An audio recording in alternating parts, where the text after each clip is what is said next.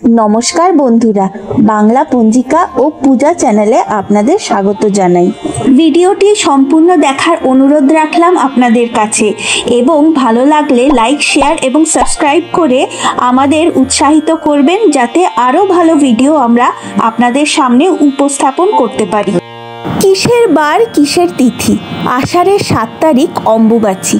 হ্যাঁ বন্ধুরা, আজকের বিষয় অম্বুবাচী। আজকের ভিডিওতে আমরা জানব অম্বুবাচী আসলে কি, কেন পালন করা হয় অম্বুবাচী ব্রত, অম্বুবাচী চলাকালীন কোন কোন কাজ করবেন এবং কোন কোন কাজ একেবারেই করা যাবে না। এর পাশাপাশি জানব এবছর অর্থাৎ 1431 বঙ্গাব্দ ইংরাজি 2024 সালের অম্বুবাচীর প্রবৃত্তি ও নিবৃত্তির পূর্ণাঙ্গ সময়সূচি ও ব্রত পালনের নির্দিষ্ট কিছু নিয়ম। অম্বুবাচী বাংলা তথা ভারতবর্ষের সনাতন ধর্মাবলম্বী মানুষদের মধ্যে অতি গুরুত্বপূর্ণ একটি আচার। অম্বুবাচী শব্দটি এসছে দুটি সংস্কৃত শব্দ অম্ব ও বাচী থেকে। অম্ব শব্দের অর্থ হলো জল এবং বাচী শব্দের অর্থ হলো বৃদ্ধি।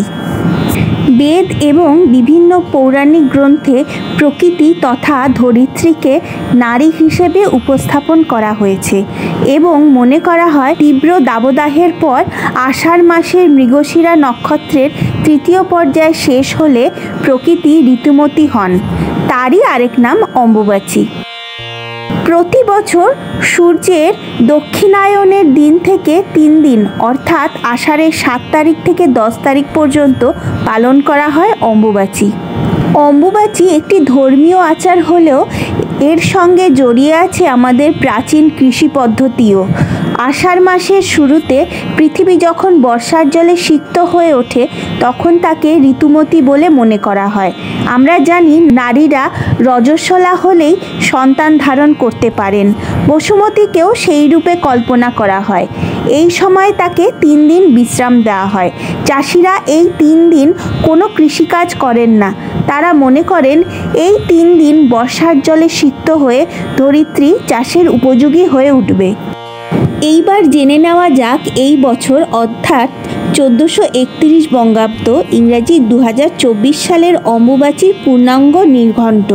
পঞ্জিকা মতে এবছর দেবীর অম্বুবাচী যাত্রার প্রবৃত্তি অর্থাৎ শুরু হচ্ছে 7ই আষাঢ় 1431 ইংরাজির 22শে জুন 2024 দিবা 8টা 45 গতে শনিবার।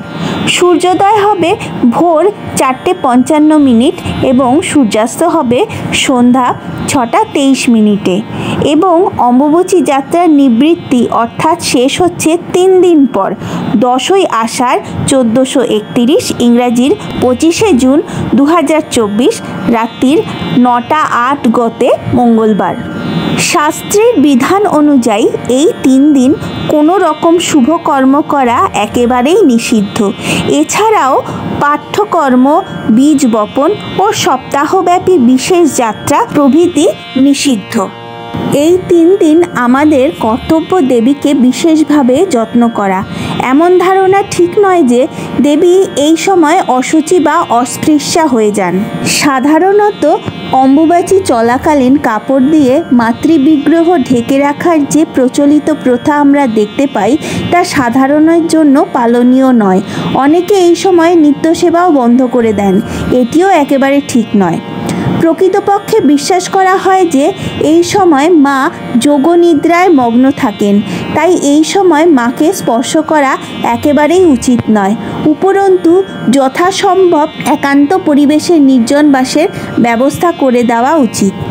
আমাদের খেয়াল রাখতে হবে যেন আমাদের কোনো আচরণে মায়ের বিরক্তির উদ্রেক না হয়। এই সময় সংকল্পবিহীন নিত্য পূজা যথাসম্ভব অনাড়ম্বরভাবে পালন করা যেতে পারে।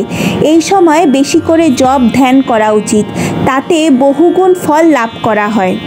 উচ্চস্বরে মন্ত্রপাঠ, ভজন, ঘণ্টা, কাসর, ঢাক, ঢোল ইত্যাদি বাজানোর এই সময় একেবারেই বর্জনীয়। সকল ভক্তগণের উচিত এই সময় সংযত জীবন যাপন করা। সারা বছর জগৎজননী আমাদের আগলে রাখেন, দেখাশোনা করেন। এই 3 দিন আমাদেরও কর্তব্য মায়ের একটু খেয়াল রাখা, একটু যত্ন করা। এই সময় ব্রত পালনকারীদের, বিধবাদের এবং দ্বিজগণদের অর্থাৎ ব্রাহ্মণদের পাকদ্রব্য ভক্ষণ করা নিষিদ্ধ। সারা বছর সাপের ভয় দূর করার জন্য দুগ্ধপানেরও বিধান দেওয়া আছে শাস্ত্রে এই সময়। বন্ধুরা, এই সময় সতীর 51 পীঠের অন্যতম যোনিপীঠ আসামের কামাখ্যায় বিশেষ উৎসব ও মেলার আয়োজন করা হয়। যদিও এই সময় দেবী কামাখ্যার মন্দিরের গর্ভগৃহের দরজা সম্পূর্ণরূপে বন্ধ থাকে এবং ভক্তদের মন্দিরে প্রবেশ কঠোরভাবে নিষিদ্ধ থাকে। 3 দিন পর অম্বুবাচী নিবৃত্তি হলে দেবীকে স্নান করিয়ে শৃঙ্গার করিয়ে পুনরায় গর্ভগৃহের দরজা খোলার রীতি আছে। অম্বুবাচীর 3 দিন পর দেবী দর্শন করলে ভক্তের সকল পাপ স্খলন হয় বলে বিশ্বাস করা হয়।